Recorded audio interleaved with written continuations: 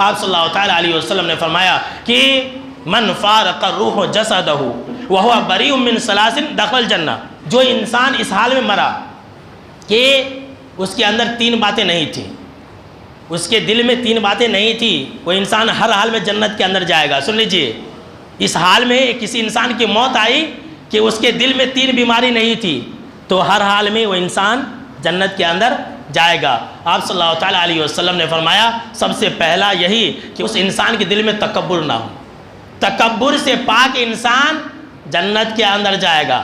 Number 2، سن لیجئے ذرا غور سے، والدین، قرضہ، جو انسان مقروض مرا، قرضہ رکھ کر کے مرا، جنت کے اندر جائے گا کہ نہیں جائے گا اس کی کوئی گارنٹی نہیں ہے، اگرچہ وہ نماز پڑھ لے، روزہ رکھ لے، حج کر لے، کچھ بھی، قرضہ رکھ کر کے آپ مت مرو۔ جتنے بھی قرض ہیں وہ سب آپ ادا کر کے مریے۔